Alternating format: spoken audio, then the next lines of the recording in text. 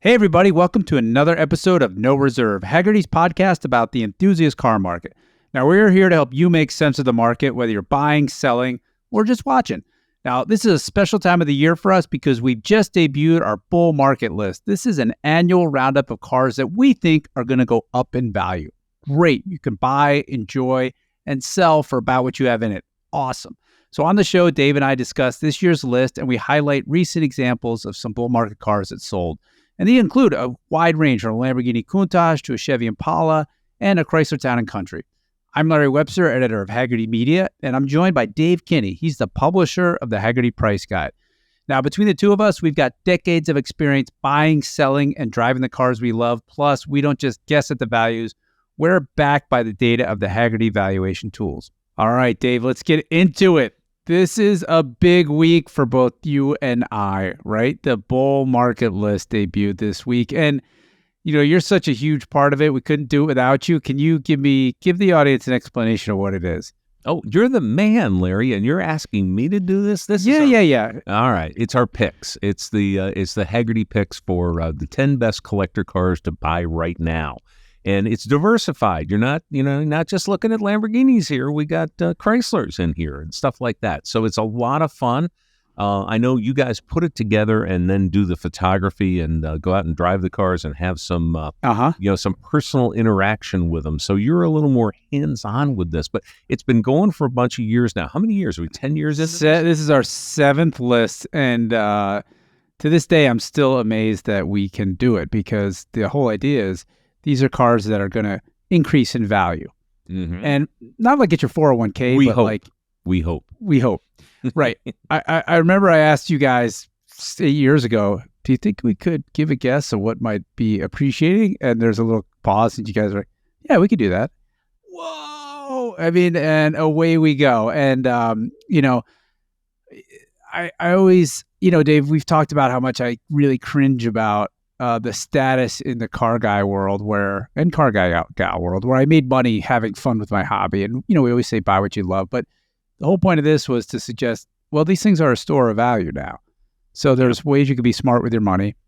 And you could also buy one of these, enjoy it for a few years and, sell it for maybe a little more or about what you got in it. So it's almost free, right? Well, if you do it right, I guess you can do it for free. I've done it a couple of times. It doesn't always happen, and sometimes you get the spanner in the works, as they say in England. Something like a big repair bill. Yeah, throws a wrench in your plans, or something like that. But look, I buy a truck, I drive it, I know it's going to be worth a lot less than I sell it. When I buy a new truck, exactly. When I buy a collector car, there's a chance if you buy it right and follow the demographics and have a good model to begin with, you can come out okay. And that's what this is all about.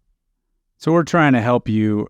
We're leaning on all your years of expertise to sort of, that I know you guys, you get all the data, you spit out the data. These are the ones, and then you layer in a fair amount of like objectivity to it too. Like, okay, over time, this is what we've seen before. Here's how many insurance quotes we're getting, all this stuff to come up with the list. Do I have that right?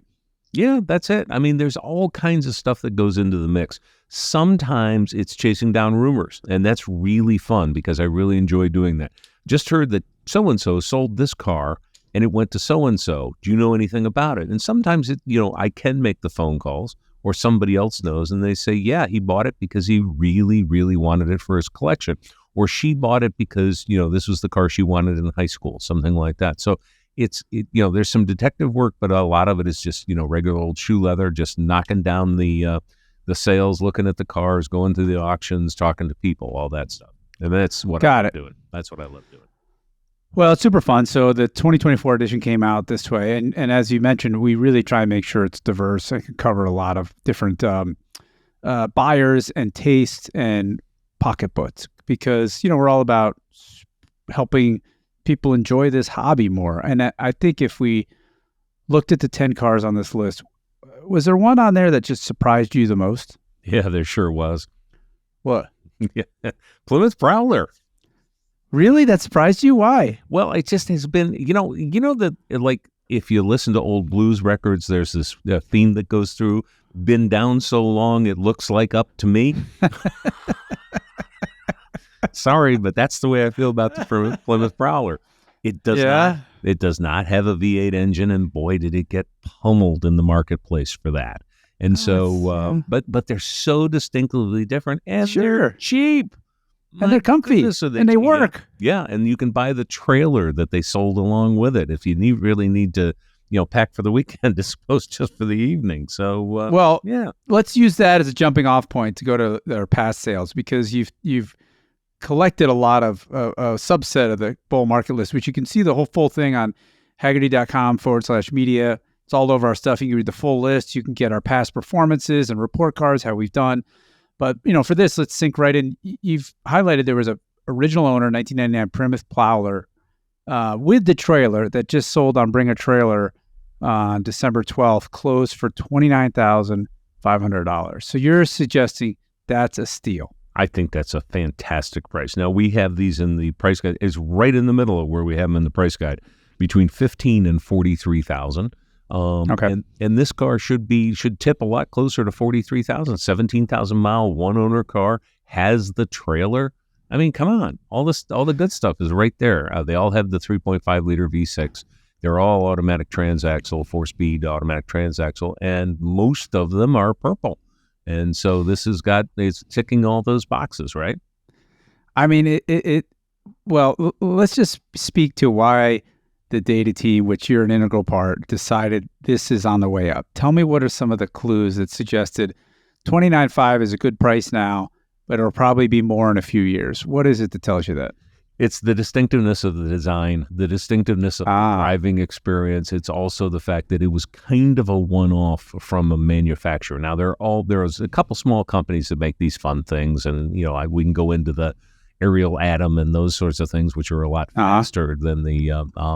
But if you can find a nice one, it's that kind of sweet spot where people are, the original owners and the people who had them for a while are just getting rid of them. A lot of the times they'll be older guys who bought them. This skewed pretty old for the demographic because hey, I can buy I can't really play around too much with another 32 Ford. But if I got something that had modern electronics, had modern, equipment in it, had, decent tires and wheels and all that sort of stuff that had a good look to it, let's have fun. And it's convertible. I mean, what's wrong with that? Well, it's pretty interesting to me because, hot rods in the past 40 years are really all about style. Mm-hmm. Nobody's really street racing them.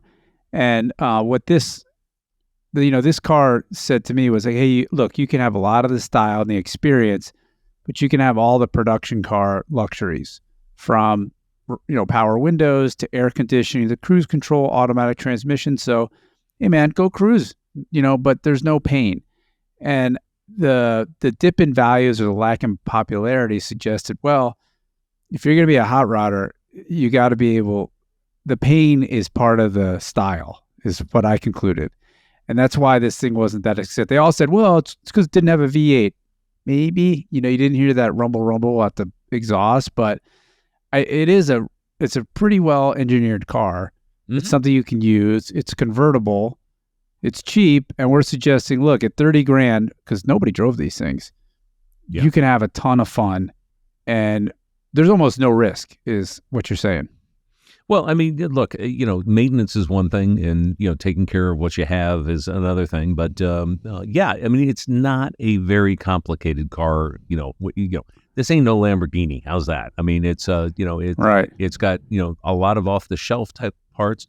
Now, of course, Plymouth is no longer in business. So for some states, it's really interesting because you can get historic tags, even though it might not be quite 25 years old. So, it makes it so it might even be cheaper to own from the historic tag standpoint. So there's a lot of things going for it, but it was a real surprise to see, but I'm happy to see it. Well, okay. So bull market car that's a real live version. Somebody got a great car for not a lot of money. Let's move on to the next one. This is the one that surprised me the most that was on the list. It was it's basically a late 40s Chrysler Town and Country convertible. And, for those who don't know, they've got wood on the sides, but they're metal hoods and stuff like that. They're sort of in between the full woody and a metal car. Dave, these are one of those cars I thought like the audience that really wanted them is not really buying cars anymore. So, but this one really bucked that trend. And give us a sense, why do you think so? Okay, well, it is a all steel body with wood trim. Now, before World War II and a couple of years after World War II, these would actually be an all wood body with the center section was all wood with steel built around it. So this was the last of the cars that actually had wood on them. So it qualifies as a woody, but just barely. These have kind of been neglected because they were kind of looked down upon from the woody people. Right, because they weren't pure. Yeah, and I get it. I see. It doesn't have the same look as the woody because the wood panels are just now steel panels, and it's accented around. The car that I'm highlighting here, unfortunately, ends in 4 hours from now. So by the time anybody hears this, it will have ended. It's Broad Arrow and part of the George Foreman collection, and right now it's at a ridiculously low $18,500. Yeah, no reserve auction. Yeah, no reserve. So hopefully nobody's asleep on this thing, and they're going to pick it up for, maybe twice or 3 times what this thing is in for. We've got this car starting at $32 up to $163 in the price guide. Wow. I'm not going to say this is a $163,000 one, but I'm certainly not saying it's a $18,500 one. It's worth a lot more than that. So it's this hugely stylish, comfortable, convertible cruising car, right? Absolutely. I mean, look, the fire department's coming out to put out this thing. I mean, it's just unbelievable. And they had early automatic transmissions, some sort of, had a clutch pedal, but it was an automatic, right? Yeah, a manumatic, I guess, an auto manual, whatever. Something weird about it. Yeah, I don't know much about it, but, it's straight 8 engine, really simple, but sort of that post-war time when, the big three were still building cars from before the war. They hadn't really caught up to modern design. So this is sort of a little bit of a time capsule. This was where, America was just starting to get back into production. By 49, they were full on into production. But this was looked at in 49 as kind of an old car. I mean, it was kind of old styling. Yeah, sure. So it was kind of pre-war styling, which didn't sell really well when other cars came out. They made, post-war, they made 8,500 over 3 years. So this thing's seafoam green, great color. It's got a great color. Yeah. Hopefully, someone doesn't pull a knockout punch on George Foreman and buys this for a little more money than what's going on now. But we'll know. Wait, what did you just do there, Dave? Please tell me you didn't do that. Did you just do that? I did. Yeah, because this it's the actual George Foreman, the boxer. His collection of cars is for sale right now on the Hagerty auction site. So you can go check out. He's got really had a diverse collection. I had no idea he was such a car guy. Yeah, and a lot of cars. And there's some fun stuff, too. So, I mean, it's worth checking out. There's a few more cars coming up in the next few days. So, I don't know when the final one goes, but it would be fun to look at. You can see what George, who has sons named George, and George, would wind his watch, what he liked in automobiles. And it's a great, diverse collection of cars. But I want to move on to our next segment, which we call Kicking Tires. It's cars that are going to be for sale coming up. And David, there's a couple that you're watching. What's one of them? You're going to hate this. I know you're going to hate this. A 5,000-mile 2019 Fiat 124 Spider Abarth. Okay. What is it, Dave? Wait, what? It's a Fiata. Yeah, you can't. Man, I know. I'm going to eat crow. All right. This is for sale on Hagerty auctions. It's right now at $10,000. These are, I haven't spent a lot of time in it, David, but I've been on record. I am a Miata lover. Even the current generation Miatas are fantastic. I own 2 of the first generations. I've raced them. I've got, all kinds of experience with them. I've heard that, these got the Fiat version of the Miata has a little bit goofier styling, but also got a turbocharged engine. So, right? I mean, the potential to juice the power on these things is quite high. And, I think I see why you did it, why you pointed one of these out, Riley, because these are bargains, right? Is that what you're going to tell me? Well, I mean, at this kind of price, it's free. I mean, but it's obviously got some ways to go. You know, I Big just Papa, say- maybe. I would just say I like the distinctive style of these cars. Now you're not a fan of the styling, okay? I get that, but it is distinctive. It is also Yeah. It's a great collaboration. Fiat and Mazda got together, or obviously Fiat called Mazda and said, "Hey guys, we're kind of rebranching and we're doing things different. And how about if we make we have a special Fiat that's basically a Miata?" And somebody said that was a great idea. It happens all the time in the world of cars. Sure does. And What's a Supra? I love this thing. I just actually love this thing. So you and I are going to have to agree to disagree. I like this. So are you suggesting that nobody really knows what the Fiat 124 is, or it's not on the radar like a Miata, so therefore is likely to be cheaper? I like it because it's the alternative choice. Okay, you can Oh. you can own a distinctly Italian styled car that has the DNA of the Lampredi designed Fiat 124, right? So look, it's a hybrid basically, in a very nice way. I love these cars. I think they're great. If I could fit in them, I'd probably own one I can't fit. Yeah. In. So it's a downside. Yep. Yeah, it's not a big person car. So.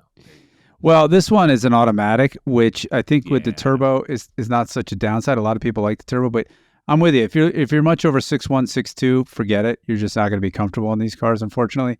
The thing was, I was just a couple months ago, I had some seat time with the current generation, a new Miata. And what's amazing, Dave, we're in I think the fifth generation Miata. The first one came out in 89. So how many years is that? 33 years or so? Amazing, yeah. And they maintain that spirit of the car. They're just really fun and light and agile and tossable. I don't know how they did it, but it's now a way more livable car all around, yet still every bit as fun. I remember when I first drove the current generation, I sold all my NAs. That's the first generation. I'm like, well, I don't need these. I can get all the fun in this modern car. But, well, of course, I changed my mind, and now I have two NAs. But I think I'm agreeing with you. I hate to agree with you, Dave, but I think you're onto something here. Well, here's the thing. And you're absolutely right. Name your favorite car that the name brand, or the nameplate of that car has been out for 30 years, and it went through all kinds of revolutions and evolutions and everything else. This is a car not always better. Always remained a driver's car. Always. Yeah. Always. The Miata now we're talking about. And, huge accolades to them. They didn't listen to the bean counters and said, if you make it about a foot wider and 3.5 feet, right, put an extra set of seats in and we'll sell a lot more of them. Totally. They understood this was a halo car, for the brand, and they've maintained that, and, hats off to Mazda for that. Totally great. I mean, that's a great pick. I mean, the next one is also on Hagerty Marketplace, and there's such odd cars. It's a 68 American Motors AMX. I mean, just talk about this thing, how it fits in with Camaros and Mustangs and Challengers. I never understood it, but it's kind of the same, right? I don't know. Okay, you take a Javelin, you saw it in half. What's a Javelin? An AMC Javelin, which was their two-door sporty car. It was their Mustang. Okay. It was their Camaro. But they took a couple inches out of it, threw away the back seat, and called it the AMX. And so it's a short wheelbase car. Not that you'd notice, or not that you'd think that it was amazingly short wheelbase. It's just much shorter wheelbase. Stubby version. Yeah. Yeah. There you go. And the AMX was the performance car. And American Motors at the time was, kind of on their way out, and they had some problems. They made it another 10 years, whatever. But it was a true performance car, and equipped the right way. It was a real performance car. Now this is just a very, very, very attractively priced model. It's $15,500. It's not the auction. It's the Hagerty Marketplace. It's the classifieds, yeah. Yeah, and so it's got some wants, but getting in this thing for $15,500, what a great way to start working on the car that you're driving, and this is that kind of car. We have AMXs for a low of $13,800 and a high of $53,900. So there's some upside there. Spend some money, you still get out at $35,000, something like that. Yeah, I see what you mean. Okay, that's a great idea. Again, I hate to agree with you, Dave. I mean, usually I think you don't know what you're talking about, but I might have to eat my lunch here. I mean, this car certainly, the photos do a really good job of describing it. You can see some a little bit of rust in the doors. You can see some Bondo repairs. But again, like you say, you get all the experience and all the fun at a very attractive price. And as you know, we just did this whole thing on patina. We did a whole issue on it at the Hagerty Drivers Club, and we said, just own it and celebrate it and don't sweat it and get out and drive your car. Here we have a driver. Yeah, exactly. Yeah. You can do what you want. Look, AMXs are not easy to find. There are parts for AMXs from what I understand from people, but this is a pretty cool palette you can start with at a really, really cheap price. And it's in your home state, so you should go buy it, but you never listen to me. You always make the wrong mistake. I wish you'd just run my life for me, Dave. It'd be so much easier. Yeah, I know. I'm having trouble running my own, Larry, so you don't want me running your life. Well, now we're going to go the total opposite end of the spectrum. And this is, next month, it's a big deal because of all the auctions are in Scottsdale, Arizona every January. And this one you've highlighted is the 1937 Mercedes-Benz 540K Special Roadster. This looks like one of those things that is what I would call a concourse car, is on some lawn somewhere being judged. Tell us about this thing. Well, this is actually a British-bodied car, and so it's really interesting. This was Don Williams' car. Now, Don Williams was one of the names in the old car, the classic car worlds. A true gentleman, a great guy. I am proud to say that I knew him. That's what the kind of guy he was. But anyhow, this is one of his cars. It's going up at Barrett-Jackson. It's not going to be affordable. It's a 540K Special Roadster, some of the most expensive line of cars in the world.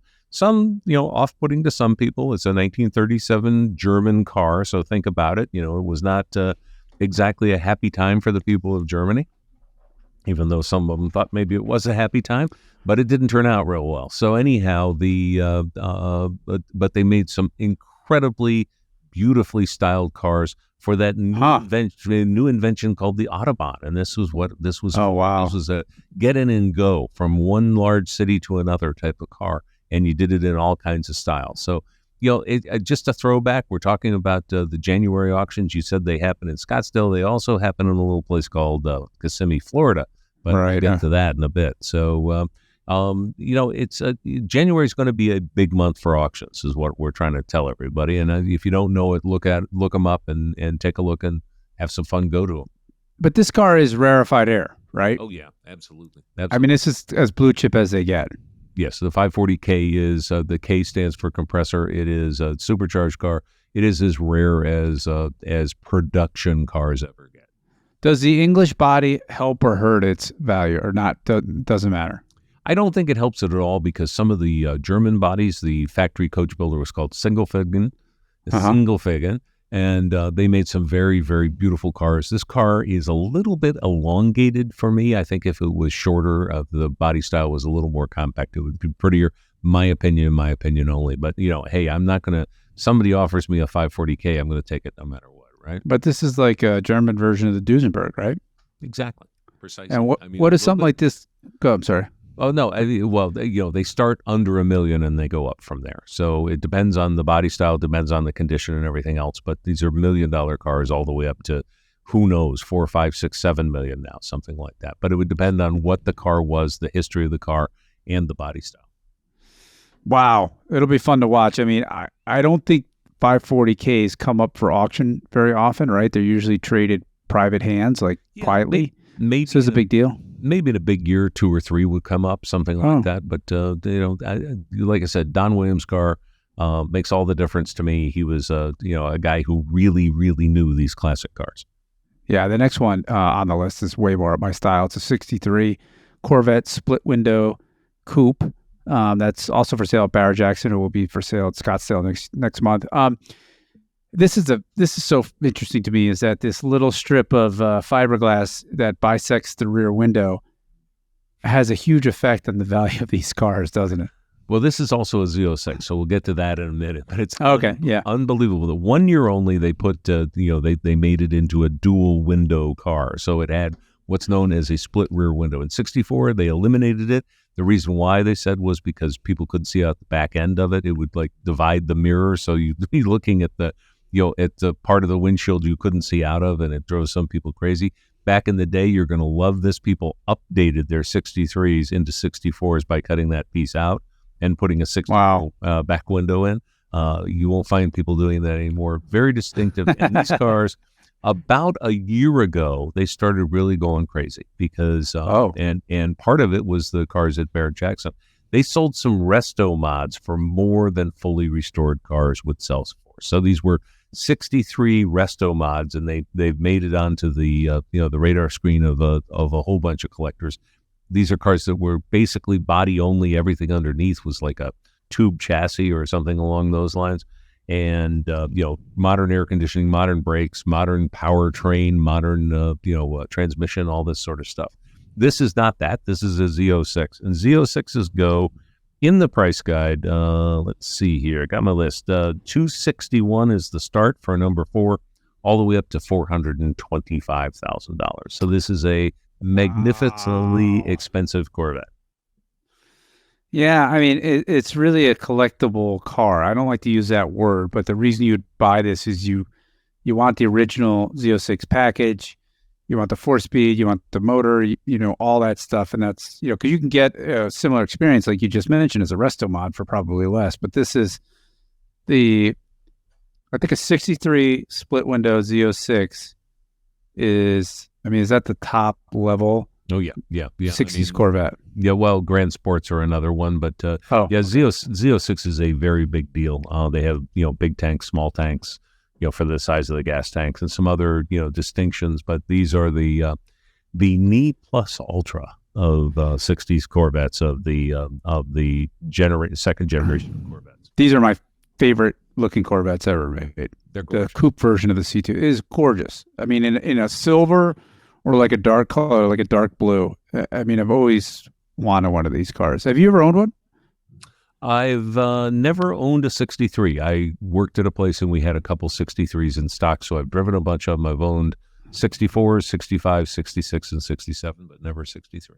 Okay, but you've driven you've owned this generation Corvette. Oh, yeah, absolutely. And they were a fun car to drive. I love the fact that, here's a little tip for you.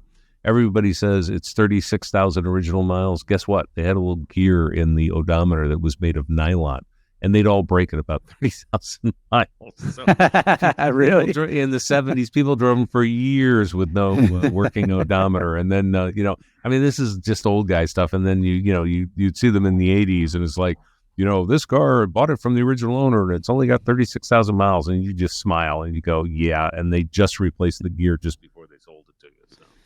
Oh, my gosh, that's good. That is some deep inside knowledge. I'm going to, it's not that car I'm going to call you. Yeah, there you go. Well, it'll be fun to see that. What's the next one that you got your eye on? We've got a couple here in Mecum, Kissimmee. Now, Kissimmee is a smaller town in Florida. It's not far from Orlando. And this auction absolutely takes over the town. Mecum sells thousands of cars over, 10-day period, something like that. Talk about something for everybody. There's something for everybody in Arizona, don't get me wrong, and there's something for everybody at every large auction. But Mecum, I swear you could stand there and go through the cars. There, if there's not 50 cars that you buy and bring home, you're not a car guy. There's that much stuff there. And two of the cars I'm highlighting, one's a 56 Packard Caribbean. These things have gone down in value dramatically. They're $35,000 to $103,000. They're a hell of a car. This was Packard. They only had a couple years left in 1956. This was to compete with the Imperials, the Cadillacs, and the Continentals, and the Lincolns of the time. And this car has some great stuff. It's convertible. Most of them are in a tritone paint scheme, and it has something very unusual that I don't know if any other car from the factory that had. They had a reversible interior. What do you mean? What does that mean? You would zip off the leather, turn it around, and the inside was cloth. So you get it to match your clothes. Well, you get it to match the season, I think was what the thing was. I mean, you don't want that hot and sticky leather in the summertime. Oh, I see. Wow. So, I mean, I just love that that somebody thought this was a great idea. You could basically unzip the seats and then put them back in backwards. So, I mean, talk about the extra time that it would take to just make that seat cover is just absolutely unbelievable. Some some people working in the sewing division, probably almost all females, and it was in the 1950s, would spend a day or two on each interior, like just making the seats. I mean, what a period piece. I mean, it's so cool. I mean, and you show somebody who is under 70 years of age, and they just don't believe it. I mean, it's a great stunt at a car show or Cars and Coffee. You can take your interior and unzip part of it and put the other side out. It's kind of fun. Yeah, it's push button transmission, power windows. Yeah. I mean, a lot of stuff for that era. What car does it look like more than anything else from behind the Iron Curtain? Oh, I don't know. It starts with a V, right? Well, it's a ZIL, but you're close. There were Volgas and things like that. Volgas, that's what I was thinking. Yeah. But the styling of this thing, if you take a look at this picture and then go look at a ZIL from the 1950s and 60s, you'll see that, shall we just say, things were borrowed. Now, I don't know if they were true. It's true that Packard sold some of their manufacturing goods to the Soviets to make the cars, so this body style stayed on until basically the 1980s in another incarnation in another part of the world. Yeah, I mean the basic size. I mean, in the 50s, as in today, the basic shape and the styles is very derivative. I mean, a mainline Ford, Crown Vic from this era. I mean, they are cousins, if not siblings. Yeah, so sure. So the look was kind of a stay, but. Yeah, I mean, I think this whole generation of cars is, a lot of collectors had them, and they're moving on to the next generation. And as you've talked about many, many times, that presents a lot of bargains, especially this car that's for sale. Looks like it was meticulously maintained. Like this is the kind of car you want to buy. You buy a number 2, and you're going to love it for the rest of your life. Somebody spent all that money doing it. You just take care of it. You can put it in a garage, make sure it's maintained. This car will last another 30, 40 years easily in really nice shape, unless you beat it. So I think there's a lot of value for people who kind of contrarians are looking for that type of car. Are you going to Kissimmee? I am not. I'm planning on going to Barrett Jackson, and there's a couple other auctions out there. So I'm planning on going to Scottsdale in January. I just want to walk there with you, and I'm going to have $10,000 in my pocket. You're going to have $10,000 in your pocket, and we're going to hunt for bargains, Dave. The thing to do. And another top tip here is go early, because that's where the bargains are many, many more. You go to the first day of one of these 11-day or 12-day auctions. The first couple of days, it's like a flea market. I mean, there's a lot of stuff that's going to fall through the cracks, and the big dog buyers aren't going to be there. They're there for the last few days when it gets really intensive. So there's some crap cars there for sure, because there always are, but there's some great cars that just kind of go through. There's the kind of maybe it's a used car, maybe it's a collectible car that takes up a lot of those auctions in the first couple of days. And so there's a big wide variety of stuff there. Okay, this last one on the list is going to create a stir. I mean, it is I'm speechless. So Dave, you're going to have to take over. What are we looking at? 66 Ford GT40 Mark I road car. So This was not a race car. It was a road car. There are volumes of books written about the GT40. This was the car in, Ford versus Ferrari. The race version of this was the car that dominated in the mid 60s at Le Mans. And there's so much to be said about these cars. There's so many different models of these things, like submodels even within a group. So I don't know this car at all. I don't know the history of this. That's beautiful. Car, but the car is painfully gorgeous, isn't it? Yeah. And in a color I would never expected, kind of a opalescent pearl green blue. I mean, I don't know what the name of the color is, but just a really, really pretty color, and it is absolutely a sexy car. Now, I believe somebody's going to have to correct me if I'm wrong, but it's a Mark I. And the way you know that is it has the 289, which is called the small block V8. The version of this car that beat Ferrari was the Mark II. Sure. And that had the 427, which had more power.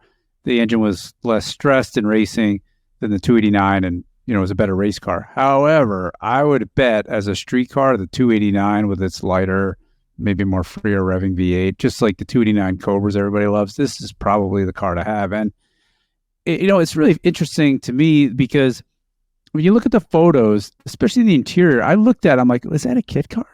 It has a padded armrest and it has carpet. I'm like, well, yeah, of course. I guess it was the street version, which they only made a couple less than 30 of. So such an rare, odd car. Another one of those that just doesn't come up very often, I think. No. And this, the notations on the auction, previous ownership for nearly 30 years and unseen by the public, documented restoration, previously owned by a Porsche Ferrari Works driver, history dossier by Ronnie Spain, a couple of, differentiators here, but it is also a 13,000 original mile car. Amazing. Yeah. You got any guess for what this goes for? I am not even going to please. Guessing. I'm going to be wrong. I'm just going to be wrong. That's what I want. Yeah, so you can tell me again that I was wrong. I like it. My money stops at $1.5 million, $2 million, but somebody else is going to pay more than that. So.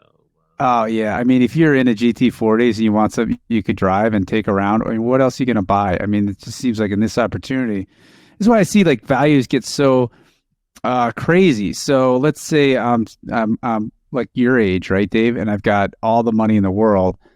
And I've always wanted one of these. I wouldn't care what it would cost. I would just like, yeah, I'm going to overpay. I don't care. Buy it. No, wait for the next one when you're in your 60s is not always going to happen, right? Yes, I know, exactly. Yeah. So, I mean, if you got the coin and you've got the desire, I will never, ever, ever say you pulled the plug on the wrong one for getting a non-competition one. And like you said, I think a 289 is an easier to live with car than a 427 and always will be. Oh, well, Dave, this is our last show of the year of 2023. It's been a great year. I want to thank you. I've learned so much talking with you. And I've really had a lot of fun. I hope the audience has enjoyed, getting to know Dave and me and learning about cars. And, I think, Dave, the thing I've learned from you, especially at this period in time, is that it's a great time to buy. And, there's still a lot of bargains out there. The market's softened, but it's just sort of become more rational. And what do you want to add as we close out 23, Dave? Well, I think that, it would be a very good time to think about checking out the cars in your garage and deciding what's not working and what is working. I go through this process every year, and at the end of the day, there's a couple cars that I think, maybe that's not the right one for me anymore. I'm not saying I have one that I've already picked out or anything like that. I don't know, but I think it's a really good process. If you don't love the car, if the car's not loving you, get rid of it. And springtime is the time to do that. So you got 3 months, 4 months to get your car ready for sale. You can do everything maybe except the photography, which you want to do when the leaves are out. If that's the issue, and that's what you want to do. But we'll see. Well, thank you very much. Thanks everybody for listening. We will see you in 2024. All right. Thank you so much. Have a great change of year.